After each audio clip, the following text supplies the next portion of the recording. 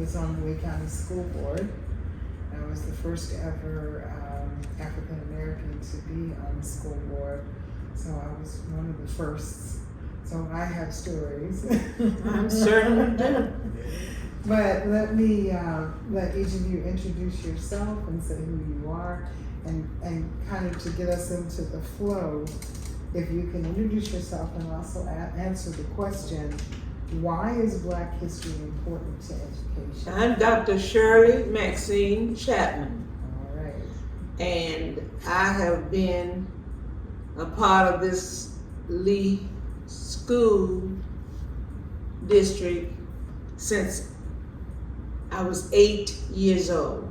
I was in second grade when I got involved. As a matter of fact, the old Dunbar that's sitting right over, that's now been turned into Community school. yes, that community school. And not only that, but this building that we're in right now was third grade. And my third grade teacher was Miss Harvin, and so we were on this side, and Miss Sessions, I was looking at her picture there, was on the other side. But anyway, we have, that was the beginning of education here. And I was, the reason that when I was called about this, that I thought that this is a very worthy thing, because something has to change, something has to happen for our children in order for more success to come about. And the reason Black education, you asked about. Basically, it's like you're saying something has to change. So does that mean we need to do more history? Because what is important about the history that you lived through and that many other people lived through that we need our children to know today? Why is that important? Well, if you don't know where you've been and what you've gone through, right, then you don't know where you're headed. Mm-hmm. And so it's important for us to be able to share with our children. They need to know the struggles that our parents and our foreparents had to go through. And that in itself will be a motivator for them want to do better. And so we can't make it if our children, if our students do not know their past, they just don't know the direction that they need to head. Right, and they don't have hope for the future. No. Or to see progress. So what do you think? And tell us who you are. To introduce myself, yeah. Yes. My name is Martin Byrd. I'm also from Lee County, a product of Lee County Schools. I didn't have the pleasure of going to the Williams Academy and be part of that piece of history. But I did attend Franklin Park Elementary, Dunbar Middle School, and then graduated from Fort Myers High School. Spent a couple years in the district, and now I'm in private school. Still working in education though. Which has been an interesting perspective to be able to share different things at different times without objection.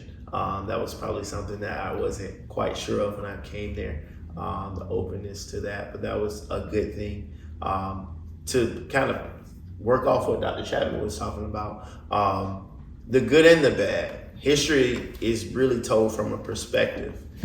So if we continue to tell history from a perspective of a white male England perspective, then people will never see themselves in American history. So the argument of that we're all Americans can never be true, because we will never see ourselves if we don't tell the full history of where we were, whether not just slavery, but our places in different times. Even when we talk about people like Frederick Douglass, You hear a little bit about his July 4th speech, but you don't talk about the totality who he was in the midst of slavery.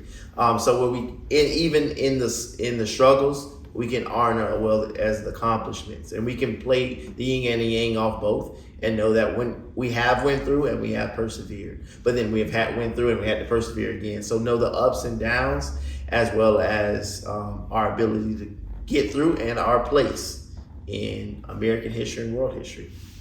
So listening to both of you, it kind of sounds like the word pride comes to mind.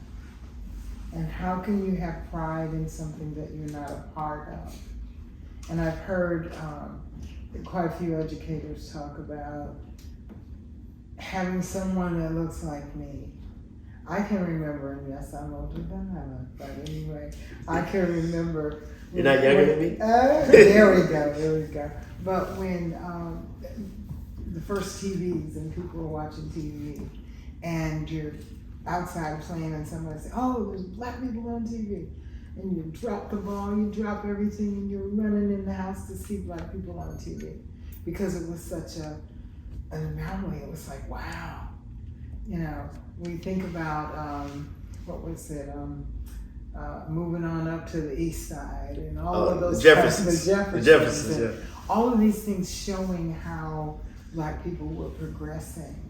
How do you think, and I look at that from my perspective, being the first ever minority on the school board, and it was a very serious thing to me that I knew whether they were watching it live or watching it on the internet, there were young people watching and saying, oh wow, there's somebody who looks like me. I would have kids visit and I would let them sit up in the chairs on the dais and take pictures and pretend to have a meeting, because if you don't have that opportunity to see where you're going, like Dr. Chapman was saying, then you kind of miss it. So how does pride filter into history? Well, with me, it was really different because I'm a product of the class of 1964, which means that I graduated prior to the desegregation. We were still segregated at that time, and I am very grateful that we were segregated, because I had the best of teachers in every subject matter. And what happened is when desegregation came along, they took all of our outstanding teachers and sprinkled them across Lee County at all of these various schools. And then they brought a lot of white teachers over into our community.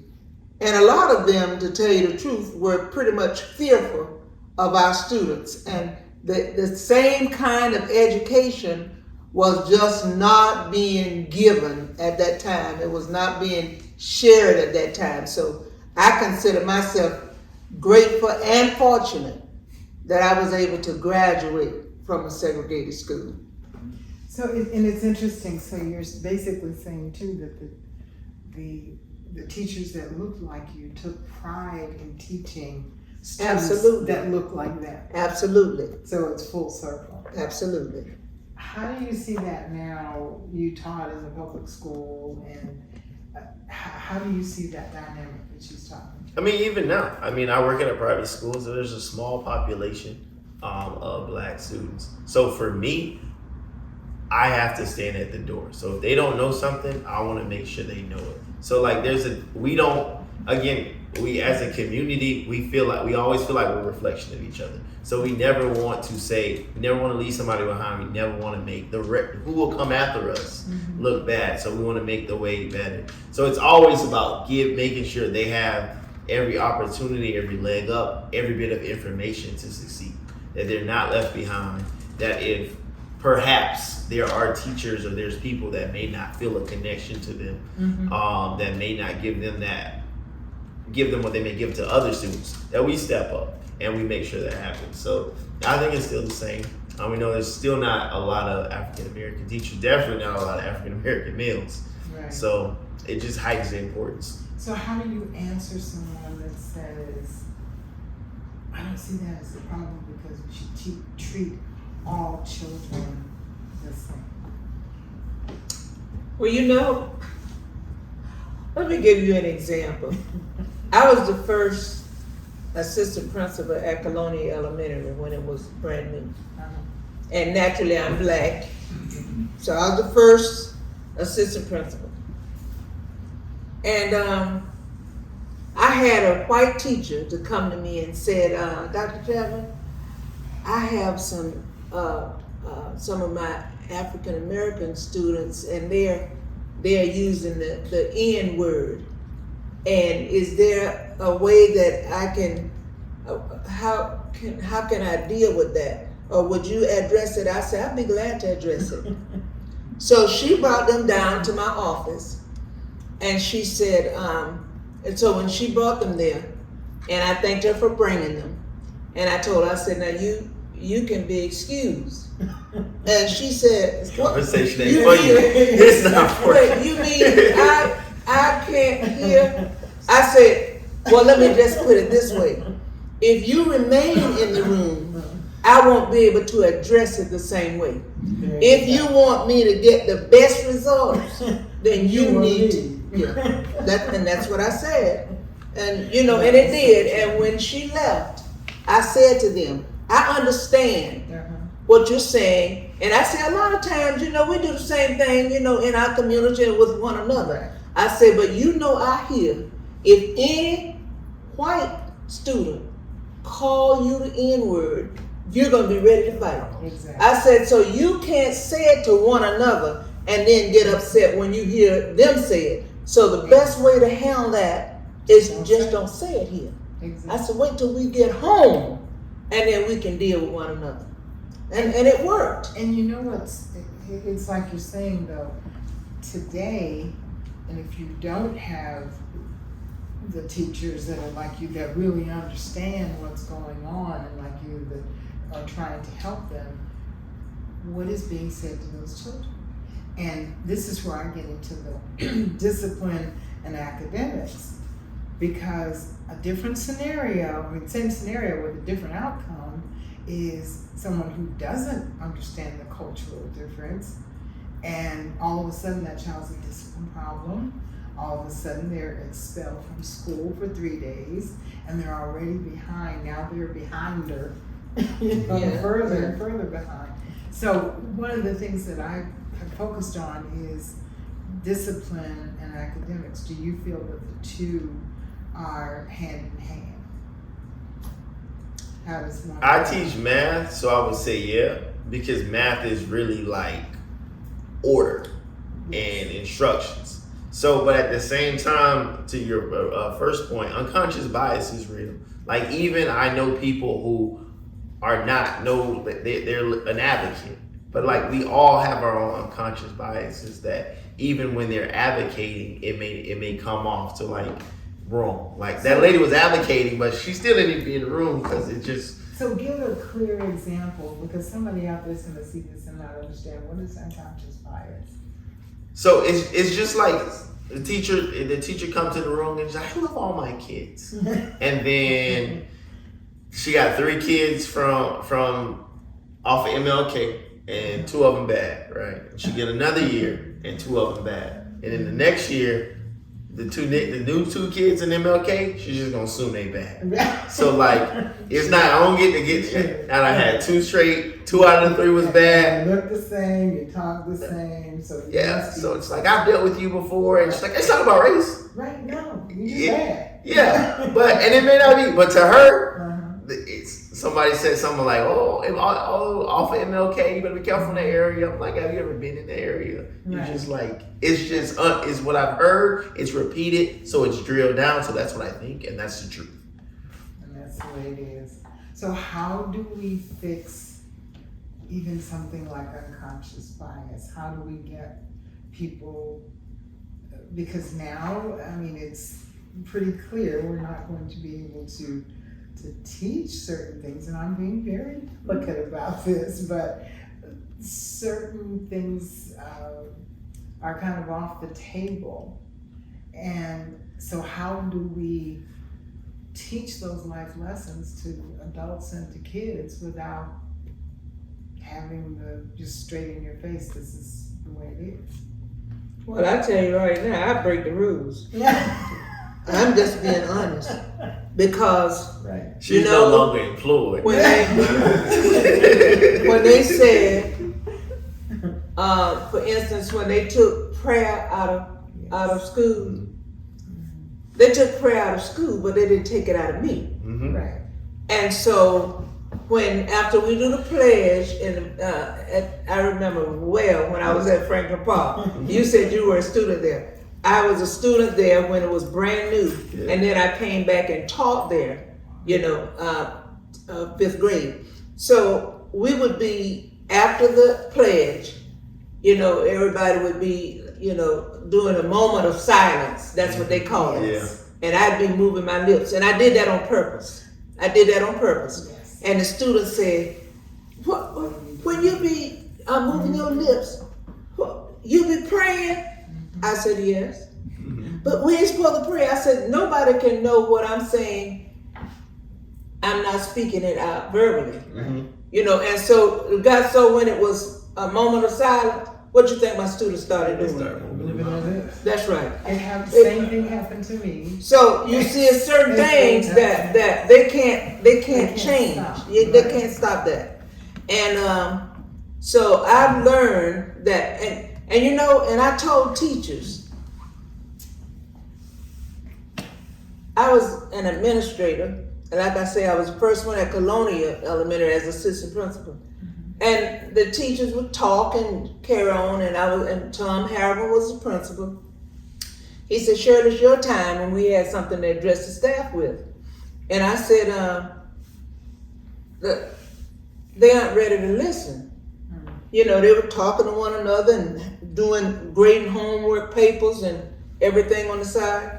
And when they realized I was not going to start talking until they gave me their attention, I said to them, several of you sitting here write referrals, and you give them to me because you're saying students are being disrespectful. I said, that's exactly what you're being. So when it's time for me to speak and you aren't listening, don't write me a referral on any student. Because I'm not going to do anything about it. You're not modeling that behavior. And every time Mr. Harriman said, Shirley, it's your time, everything got quiet.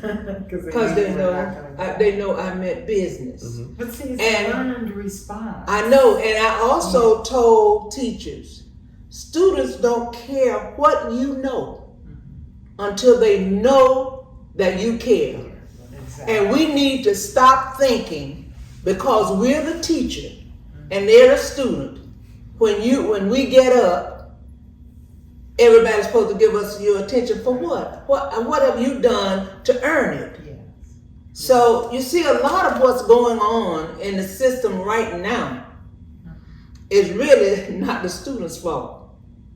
It's the behavior that's been model what exactly. they see. And it's exactly like you're saying, because the same thing happened to me.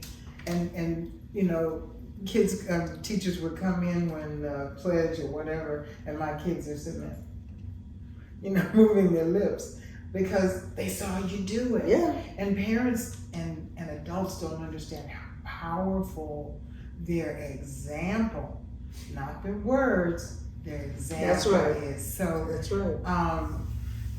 One of the things that I really focus on is empowering the parents and the community and helping them to know that they do have a voice, they do have a say-so. But a lot of times education is presented in such high-level edukeys that people are afraid because they don't feel that they should be a part of it. And that's one of the things I'm really working hard on is to help parents realize you have a voice. The community has a voice. This is how you keep people out. Like if I walked in a room with a bunch of doctors and they started talking in their doctor level, you be speaking that language to keep people out. Yes. So like that's you can't say you're inclusive and you want more involvement. You speak in a language that people don't understand. So I mean that's doing two different things. To y'all point, I had a second grade teacher at Franklin Park. Wonderful lady, I loved her. But You was something. She was out with it. We talked about the Bible and everything. Miss Simon, God bless her soul, was awesome. So like that those leaves a mark. Sometimes, like you said, you got to step outside the bounds of what they say we can do, and then listen to them what they need. yeah. But the issue now is there are educators that are afraid to step out because it's a law, and they're threatened with, if you do this, we will take your certification. We will take you out of your job. And where it's a disconnect for me is, if this is America and it's a democracy, I'm not going to think and feel the same as you guys, even though we look alike, or someone that doesn't look alike. So are we going to live in a democracy where I can still think what I want to think, and you can think what you want to think? Or are we being told, no, this is how you will think, and this is what you will do? So are we not raising our children? They tell us, how many times they tell you, teach critical thinking. They need to be able to think critically, but then you're taking that away, so. Well, see, nobody can tell me how to think. I want to see you in the Nobody. classroom. Nobody. Oh yeah, we used to have a busload that came down when I was over at Franklin Park. A busload to come down to see what were we doing to make such a difference, because we had a majority, over to 70% of the children in our classrooms were African American, and we were making great gains, and they just want to know what in the world they're doing, because I was a 5th grade teacher. Students walked into my classroom the first of the year reading on a 2nd grade level, and I'm teaching 5th grade. So it was not going to help to open a 5th grade book for students that couldn't read except on a 2nd grade level. So we did a inventory to find out the things that they enjoyed and liked. I went to the media specialist and I said, I need books in these areas on this grade level. And then as they began to learn and progress, we were able to up their level. But we had to start, you have to start where children can be successful. Yes. And I always said this to them, look, if you aren't learning anything, it's my fault. Because and most teachers won't do that. I said, but it's my fault if you're not learning anything. So if there's a problem, and I don't care if you've asked me 10 times and you still don't understand, just tell me I still don't understand. See, because if they don't do well, it's a reflection on you. And so we're kind of wrapping up now. So give us your closing as to where you think we should be, or what we can do for education. I mean, it comes in scope. So in the context of one, education, so you got to meet post-COVID, post all the other issues that with the people that have no idea about education, making educational policy. We have to decide, one, what is fundamental for a kid. Obviously, that which they hear, that which they see. Of course, I teach math, so I always tell them you got to be able to add and count. But back to the Black History conversation, I walked in a class and they were playing what was the movie on the ladies in NASA? Yes. Yeah, so they were watching them, and this was pre-Black History Month, because it was mathematically related. Right. So not only do they see themselves in history in times where they told there was nothing going on in their culture, but they see people making major influence, making major impact in areas that they're learning about. So why does math matter? Look what those people were able to do. Right. All right. So look what they were able to do for NASA. Look what they were able to do in whatever area, subject matter. So they can learn the subject matter, in their language. Whether it's through a movie, whether it's through a book, because all good teachers know we're all language teachers. So if they don't understand the language, they'll never be good. And they won't get it. So Okay, so and I will say finally, the achievement gap is basically children, like you were explaining, that are not learning on their grade level. They're in 5th grade and they're reading at 3rd grade level. That's what the achievement gap is. And all the things that have happened, like COVID and et cetera, have widened that. We need 2 things as far as I see it. One is to give all children something to be proud of, to look up to, so that they can see themselves in the future. We have so many kids that are in sports and they look up to NFL players and all that. But think about it, why? 57%, I believe, of the NFL and those players like that are Black. So they look up, it's like, look, I can do this. Look how many are there. We need to do the same thing. And lastly, we need to make sure we educate and empower the parents and the community so that they can go in and advocate for their children and feel comfortable and know what to do. So thank you so much. This has been fun and enlightening, and I hope everyone learned something about not only history of Black education, but where we can go from here.